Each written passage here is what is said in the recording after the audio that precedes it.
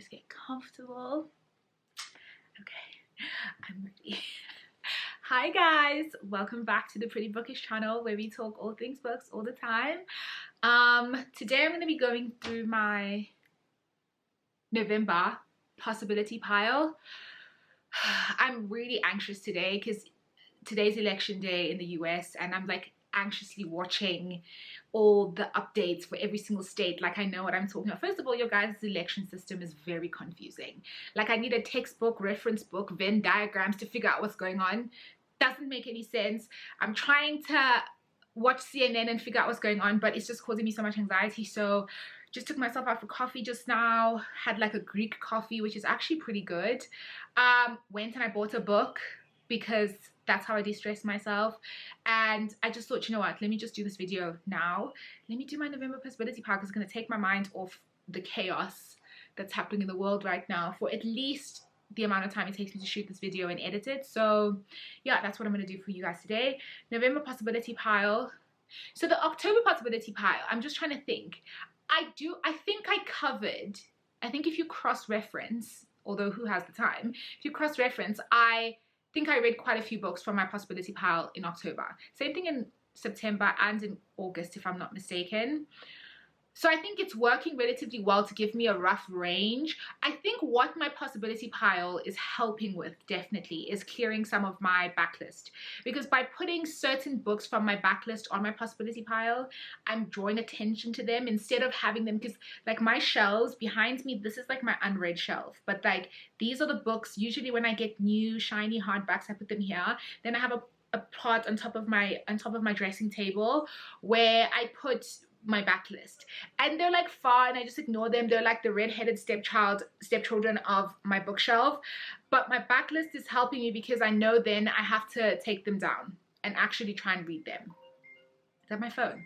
Okay, just hang on 1 second, guys. I think that's my phone. I need to go check what's going on. Okay, 1 second. Okay, sorry. Back, my mom was just like calling me to rant about the election and be like, what is happening? And I'm just like, sis, I can't do this with you right now. My mind is like, I'm just trying to calm down. So right, okay, so November TV possibility pile. I don't even remember what I was saying before I got cut off, so this conversation might be like a little bit whoop whoop, but it's fine. So November possibility pile. So as you should know if you have Instagram and stuff, so November is it's nonfiction November. So every year, I guess in November, this is the thing Bookstagram does where we try and read nonfiction books. So I'm going to start by walking you guys through the nonfiction books that I'm thinking of reading, that I'm looking at. Nonfiction is a little bit harder to get through. So I don't think, like, for me, as much as I usually have like this massive possibility pile, try not to overwhelm myself this time and give myself an ulcer. So I'm just going to show you guys, oh Lord, oh. These are the books that I'm thinking of getting through for nonfiction November. These are the ones, these are my options. So I hope to be able to at least finish 2 of these. The way that I typically read nonfiction is I try and do at least 1 or 2 chapters a day. And if I follow that same sequence or standard or whatever, that same, I don't know, what's the English I'm looking for?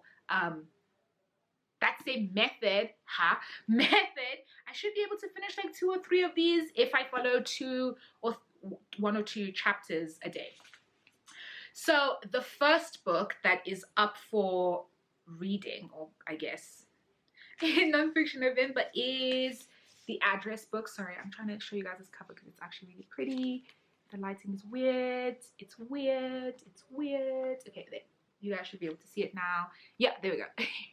The Address book by Deirdre Mask. First of all, I didn't know Deirdre Mask was a fellow melanin queen, so high five to you, Deirdre Mask. So the Address book is a book about what street addresses reveal about identity, race, wealth, and power. This is like, when I got this book, I got gifted this book by Jonathan Ball. I just thought to myself, this is going to be really interesting. It has to be interesting because I think not only the geopolitical, but the spatial dynamics of power, distribution, race, equality, discrimination is something that people don't think about a lot, and I think it's such an interesting topic. So this book has a number of different chapters that talk about it. So Deirdre Musk, it's really well researched from what I can see. I've read 2 chapters already, and it kind of has different chapters on different parts of the world and different topics of discussion with regards to focusing on street addresses and people's physical location and what that means about race, power, etc. So for example,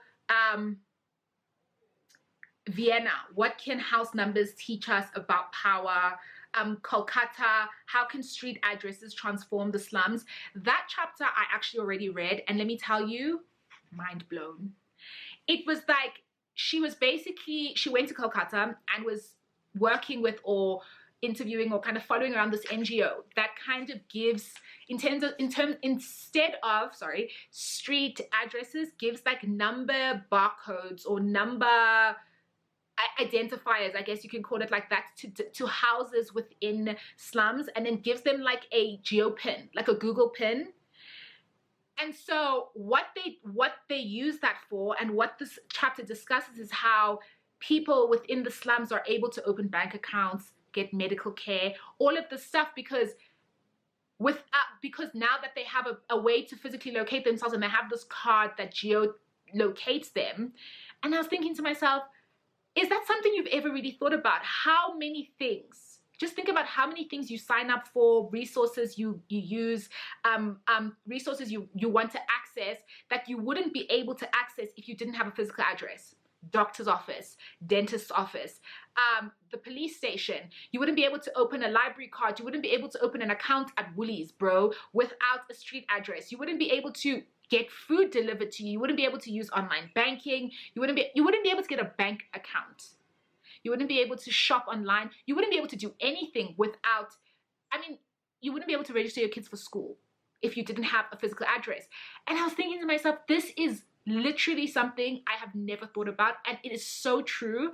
And so these are the kinds of books that I like to read, because really it's like something went over my head, like really this is actually a really interesting and really important thing to think about in terms of how you, in terms of like for me, for example, in terms of donating towards charities. It's something I've never thought about, funding or putting money into those kinds of organizations, because in South Africa we also have townships and we also have locations that don't have physical addresses. And so how on earth do you access anything? So yeah, those kinds of chapters are in this book. Also things about, like, for example, in South Africa, the chapter in South Africa I think talks about street names, which is a highly polarizing and such a topical issue in South Africa. This issue of how you name your streets, your roads, your avenues, your locations, because words have meaning, they have power. And the history of South Africa, because you at some point were driving down Verwoerd Street, and it's like, ain't nobody trying to drive down Verwoerd Street because that man was a mass murderer. And it's stuff like that, how you think about those spaces and what all of this stuff means. So yeah, I've actually rambled a lot about this book, but really that's the first book that I want to get through. The second one is The Pink Line. Oh Lord, this lighting is so weird. Ooh, I think if I do this, it'll be better. Okay, yeah. The Pink Line by Mark Hafisser, Journeys Across the World's Queer Frontiers. It's also a book that has multiple chapters talking about different, basically the global realities, stories, accounts, and research on queerness globally. It has chapters like transgender culture wars, what does it say? Gender theory panic. So it's basically just like a non-fiction book on global queer history and contemporary global queer theories, etc. And I like these kinds of books because I use them for academic purposes, but also just generally I find queer history fascinating, and I always like to keep myself abreast of the new research, read stories on this kind of topic, because it's like obviously very personal for me, but also just generally great research. So yeah, and also Mark Hafisser is South African, so double points supporting one of my own, although I did get gifted this book, but anyway. Yeah. The next one is Don't Touch My Hair by Emma Dabiri. I have stopped and started this book twice. You can even see I've already started. I've got even things tabbed. It's a book about the histories, the realities, the English politicization of black hair. If you are not black, or you're not like familiar with black women's hair and the conversations around it, just know that it is a very, very controversial, very topical, very highly contested topic with regards to identity. I mean, to be fair, every aspect of black women's lives, whether we like it or not, is highly politicized, and everybody feels like they're allowed to have an opinion on it. But don't touch my hair, first of all. Oh, also, just as a side note, really don't touch my hair. Do not touch black women's hair. Don't touch anybody's hair, quite frankly, without asking their permission. And when it's black women, also just don't ask. Just leave it alone. Just leave it alone. But anyway, so I'm interested to read this book because Emma Dabiri also uses some of her own personal history in this book. And if I'm not mistaken, she grew up in Ireland, and she's, I think, if she's not black, I think she's mixed race. And if you know anything about Ireland, there ain't no black people there. There ain't no black people there. So I'm really interested to see the kind of things, the kind of experiences that she might have had growing up in that kind of highly white space, basically, as a black woman with black hair, and what that was like and what that meant for the way she engaged, the way she navigated her own identity. So this one as well. Then the last one I want to get to, I actually just got it like a week or two ago. Men Who Hate Women, From Incels to Pickup Artists, The Truth About Extreme Misogyny and How It Affects Us All, by Laura Bates. I don't know if you guys can see this well. This lighting's a bit weird. I'm gonna have to fix this. But by Laura Bates. Look, I am highly fascinated by incels. So if you don't know what an incel is, I think it's called an involuntary celibate. Let me give you my layman's understanding of incels. Incels are basically guys who can't get girls because they are dead things, and then they hate women because they can't get women. So they blame us because they suck and we don't want them. And so now it's this whole thing about how women are horrible and materialistic and demons, and we all deserve to be hit on the head and buried alive, etc. That's basically what involuntary celibates are. It's exactly what it sounds like. They are celibate, they can't get girls, but it's involuntary, so they feel like they're the victims and we're doing something to them, which is like, who's trying to date a dead thing? Like, let's be honest. But anyway, that's what this book is about, and it's such an interesting concept. I've done a lot of research and reading on general sexism, misogyny, but extreme misogyny is a topic that is like very different, because the psychology of it and the literally the terrifying nature of it is something. It's almost like reading a serial killer book, in my opinion, these kinds of books, because you're literally reading, they're like, this can't be real. These men can't be sitting there because if you know anything about the dark net, but also there's chat rooms and groups and websites and Facebook groups where they literally dedicate all day to talking crap about women because they can't get women. So I'm really excited to read this because also Laura Bates writes a lot of really, really good books. So this is the other one that I'm really excited to read. Okay, so that was my nonfiction, and I spoke for quite a while about that because it was really important because it's nonfiction November. Let me just run you guys through the fiction books that I'm looking at. These are my possibility piles in terms of fiction for the month. It's a really wide variety now that I'm looking at it, but you know what? I like to keep things interesting. Okay, so the first book I want to look at is The Theory of Man by Siphiwe Gloria Ndlovu. I actually got gifted this book by Penguin because I actually read her first book and I reviewed it on my Instagram. It's called The Theory of Flight. It was weird and wonderful and delightful and very strange and confusing, and I enjoyed it thoroughly. So this is I think her second book, and so I'm really excited to read this because I just like, first of all, Zimbabwean writers, top 2 ain't number 2. Like, I'll tell you guys all about them in a video that I'm planning to do, but Zimbabwean writers, class, pure class.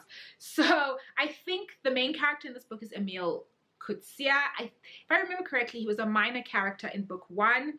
I don't really know what the actual plot is. I'll actually have to read this at the back of this book soon to know what this book is about. You guys know I always forget to do that, like read the back of the book. I'm one of those people who, if I like a writer and I read their first book and I really like it, sign me up. I'll buy the second one and I'll figure out what it's about as we move. Okay, so that's the first book I want to read. The second book, I actually got gifted this when I did the book swap, is The Vanishing Half by Britt Bennett. I'm sure everybody's heard of this book because Bookstagram obsessed with this book. It is one of the most hyped books of 2020, which is part of the reason why I have not read it yet. Because I don't like reading books when they're in the height of their hype, because I don't want to get caught up in what everybody else thinks and then like skew my review. So I like to wait until things die down a bit and then read the book and then have a slightly more level head about it. That's just me, because I do get caught up in the hype. I'm that type of hun. So I have read The Mothers, which was Britt Bennett's first book. To be honest with you, I liked it. I enjoyed it, but I was not obsessed with it like everybody else seems to be. So I'm interested to see how I feel about The Vanishing Half. So if I understand the plot, so these two sisters who have always been kind of identical, but one of them is dark skin and one of them is very, very light skin. And it's kind of talking about colorism within the Black community and different experiences of people, of two sisters, one who can pass as white and one who is obviously dark skinned and can't pass. And I think it spans from the deep south to California from the 1950s to the 1990s. So I'm interested to see. Colorism is a topic that I'm really always very interested in reading. It's one of the things that I picked up when I read Tar Baby by Toni Morrison. It's something that is really embedded in that story. Same thing with The Bluest Eye. Actually, Toni Morrison does touch on colorism and the effects of colorism quite a lot, but it's a topic that I think is really important to cover within the Black community and generally people of color, because Asian communities, Indian communities, Middle Eastern communities, it's Latinx communities, colorism runs rampant. So I'm excited to read this as well. The next one, I know I just say I'm excited to read books all the time, but to be honest with you, why would I buy a book I'm not excited to read? Like, who has the time? I finally have All the Things We Never Knew by Liara Tamani. First of all, I love this cover. It's really cute. I don't know if you guys can see it, but it's really cute. So this book is basically, if I understand it correctly, think Love and Basketball. You know, that iconic Black movie, it's essentially the same or follows along those lines. Two teenagers, both of them play basketball, meet, really fall in love, teen stuff, and then they have like dramas and stuff, and can they make it back to each other? As far as I know, that's the plot. That's what I think it is. Probably is. So I'm excited to read. I think this is Liara Tamani's first book. So this is one of those books that I'm gonna read when I need to lift my spirits. Maybe I should start reading it today, because you know what? The election is causing me a lot of anxiety. But I'm excited to read this. Maybe I need to watch Love and Basketball as well. Yeah, I think maybe I need to do both of those things, because that movie is iconic, man. Anyway, so I'm gonna read this book. Okay. The next thing that I'm thinking of reading, I actually picked up at the exclusive book sale for 40 Rand, because your girl knows how to get a bargain. A Darker Shade of Magic by V.E. Schwab. I have never read a single V.E. Schwab book, and a lot of people on Instagram have DM'd me to say I need to pull my life together. I read a lot of fantasy, and apparently this series is really good, and because she just came out with that book, I think The Invisible Life of Addie LaRue, that's all over Bookstagram, and I've never read any of her books, so I don't know if I'm willing to commit to buy that book, because I don't know what she writes like. So everybody said this is the one that I should start with, so I'm glad I managed to get this for so cheap. So I think I'm just going to read this month, because if I like the series, then I want to finish the series by the end of the year. There's quite a few series that I'm thinking that I need to get through by the end of the year, that I'm making a concerted effort to like really finish. And one of them, as it so happens, is also A Torch Against the Night by Saba Tahir, and Ember in the Ashes, you know, from my wrap-up. It was amazing. I loved that book. So I'm excited to see what's happening with Leia and Elias. I saw sparks of romance in book one, but then I also saw sparks of romance with them and other peripheral, but like secondary characters. So I don't know what I think. Is this going to be like a Sarah J. Maas thing with Rysand and Fea and Tamlin, where what you think is going to happen is not what happens? I don't know. But I really like the world that's being created and the dynamics between all the characters. So I'm excited to read this book as well. This one I will definitely get to, because I know the fourth book in the series is coming out, I think, beginning of December. I already have, let me pick it up here. I actually already have book 2 and book 3. So both of these, book 2 and book 3, are on my list, and I think I'm going to be able to get to them. The next one that I finally got is Thunderhead. Yes, I finally have Thunderhead. I really, really liked Scythe, which was book 1 in the series. And so I'm excited to read this as well. I need to find a different phrase, but you know, it's fine. That's not important. I am excited to read this. Thunderhead, I don't really know how to talk you guys through the plot. I don't think I really need to. Okay, so no, let me actually do it. So Scythe is basically this world where everybody, they've cured aging, cured death. So the way that people die now, or to cull the population, is that there are people called Scythes who basically it's their job to just kill people. And they just will run up on you in McDonald's and kill you. They'll tap you on the shoulder, you look back, oh, a Scythe, bears, and then they kill you. And they do it using algorithms and whatever. So book 1 was that. So there were 2 apprentices in book 1 who became Scythes. So, and then there was other drama that happens that I can't talk about because I don't want to ruin it for you guys. But this is book 2 in the series, which I actually just got on Take-A-Lot. So that's also next that I want to finish. This one is the most gorgeous cover I have ever seen in my whole of life.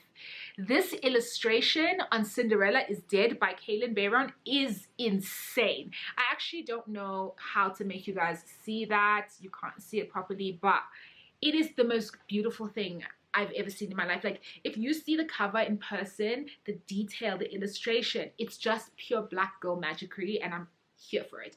So basically, it's a retelling of Cinderella's story, except we got a queer Cinderella, which is just like, yes, queen, who's just like, prince, what? Who needs it? And I'm like, yes, queen. So I got gifted this book by Jonathan Ball Kids, which thank you so much, guys. And this is the other one that I'm really, really probably going to get to this month because I've heard so many things about it. It's also relatively short. I think it's like, yeah, it's only like 340 pages, so I'll be able to get to this. And also the cover is calling me. I can't do a recreation of this because I don't have the hair, I don't have the dress, and quite frankly, I don't have the range. If I did, I would definitely recreate this cover, but I'm basic, so I wouldn't be able to. But this is also high on my list. Next, we have Last Tang Standing by Lauren Ho. This is another romance book. I like to disperse my fantasy and my heavier books with a lot of romance so that I can just keep it cute. I like palette cleanser books. You know how when you go to a fancy dinner, they give you like sorbet to cleanse your palette in between courses? It's so bougie that I know that. But this is what I use these kinds of books for. I definitely enjoy them, love them. They take everything in my soul, but they also help me level my emotions and give me happiness after I finish. Like if I read The Vanishing Half or something like that, which is like slightly deeper, I like to follow it up with something like this. So Lauren Ho's book is basically, so her name is Andrea Tang. This is like a Chinese American protagonist. Her family thinks she needs to find a husband, and she was just like, I'm a working girl, not like a prostitute working girl, but like I'm an independent woman. And then I think she eventually finds a man, because this is how these things go. And it's just basically, I said this before, I like romances that are set in different cultural contexts with different with ethnically and racially diverse main characters, because it gives you an understanding of even though it's romance and it's light and it's funny and it's banter, it gives you an understanding of the way that different families and different cultures engage with different topics. So Last Tang Standing, also this cover is fire, and I'm 99% sure I'm going to recreate this because I have these shades. I have a bob wig. I just don't have one that has bangs. Should I cut bangs into my bob wig? I think I just might. And I also have a red, I have this red lip and like this white dress. You know what? I'm definitely doing this. Look out for that on Instagram because your girl is definitely doing that. And then almost last, but I think I have like 2 more. Undercover Bromance by Lyssa Kay Adams. You guys know what it is. I love Romance Book Club. I'm ready to read all about, I think her name is Liv and Brayden. I really like Brayden from the other book, the glimpses that I got of him. So excited to read this book. This cover, 100% recreating because it's a vibe. I just love the Bromance Book Club series because it's such a fresh take on a genre that has a tendency to be very repetitive, especially because from what I can see from Lyssa Kay Adams' characters, most of them are actually Caucasian. So I'm glad that, or white. So I'm glad that she is finding a way to mix it up by making the male main characters have a much stronger plot storyline, a much more active part of the romance plot, rather than just being like brooding in the corner with six packs with no shirts on. Do you know what I mean? So yeah, excited to read this one as well. Then we have something that I actually already started. I'm on like chapter 2. The Conjure Women by Afia Atakora. I'm very excited to read this book. It's been on my shelf for a while. It also is just everything I love. Remember last time when I said I wanted to read this book and then I didn't get to it, and all I said was the cover's beautiful, that's why I bought it. That is in fact why I bought it. Also, I'm here for everybody black, really, and black women with stories about conjuring and witchcraft and that kind of thing. Also, with a cover like this, please, like it's me all over. So this book is about there's a pale-skinned baby, a black-eyed baby who's a bad omen, and then there's Rue, who's the main character, is kind of like a medicine woman, or the community, that black community. So this, by the way, is set in the aftermath of slavery, so I think the 1800s, and she's kind of like the medicine woman, the midwife, whatever, and the woman who is known to have magic in that kind of community. And then something starts happening, a sickness sweeps across the babies or the children in that community, and now everybody's looking at her like, girl, what you do? Kind of like very Salem witchcrafty, and then it's like the secrets and family dramas and a whole host of other stuff set in the 1800s. So I'm ready. I'm switching. So I actually found this, luckily has audiobook on Scribd, so I'm switching between the two, reading a couple of chapters, listening to a couple of chapters. I think I'll be able to finish it this week, because I'm actually like, when I get out of the shower, when I'm moisturizing and like doing my 10-step Korean skin beauty thing, I'm listening to this as well. So yeah, we'll probably get through that relatively quickly.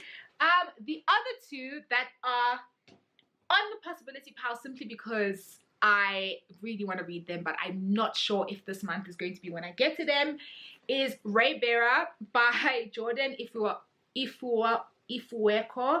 I've heard so many things about this book. Everybody loves it, but also it's black fantasy. So I've told you guys before, I'm collecting all the black fantasy I can find. So there was no way I wasn't about to get this book, but I think I might save this book for when it's December and I take leave for a week, because then I'll be able to really dive in to this book. Then the last one is oh no, it tore a little bit. Oh no, what happened? Anyway, The Lovely War by Julie Berry. I actually think I saw this on Haley's page, her booktube, who's like, I think she's like my favorite booktuber other than Naya. And then I was like, oh, this looks so good. It's about I don't know what it's about 110%. I just do know that it has elements of links to Greek mythology. That is the reason why I bought it. But like, Greek mythology modernized, or not modernized into our time, but modernized, weaved into the story of like post-war America, I want to say, post-World War I or II. Don't listen to me. I obviously haven't read the back of this book. I like the cover. I think when I heard Haley talking about it, I heard the synopsis then, but I can't for the life of me remember now. And really, I'm not trying to read the back of this thing and explain this to you guys right now. Y'all can Google it. So The Lovely War is the last one that I'm looking at. So basically, that is my entire November possibility pile. I'm thinking I'll be able to get through a fair number of these. I typically don't do strict TBRs, but some of these are like in my soul. I've been staring at them on my shelf every single time I walk past, but there are also a couple more behind me here and stuff that I are probably in my closet of nightmares, that when I take it out, I'll be like, nah fam, I'm reading this right now. Oh yeah, I'm also waiting for my copy of Luster by Raven Leilani. When that arrives, I'm dropping everything fam, everything, because I'm so ready to read that book. So yeah, so that's the end of this video. That's my November possibility pile for you guys. It's looking good. Drop me a comment below if you've read any of these, or if you're thinking of reading any of these, or if you have any questions about any of these books, or just generally book related questions. I'll be happy to answer those. Don't forget to subscribe to my channel below. Follow me on Instagram on @prettyxbookish. I don't have Twitter because I do have Twitter, pretty much that's of a Twitter account. I'm just never on Twitter, so I mean, you can follow me on Twitter, but like it's not really gonna help you much. So yeah, thank you so much for tuning into this video. I hope everybody has a good day. If I post this by the time the election is still going, I hope you guys are not as stressed as I am. If I post it afterwards, God, I hope Joe Biden won. Because I can't with Trump. I really can't. Okay, thank you so much, guys. Bye.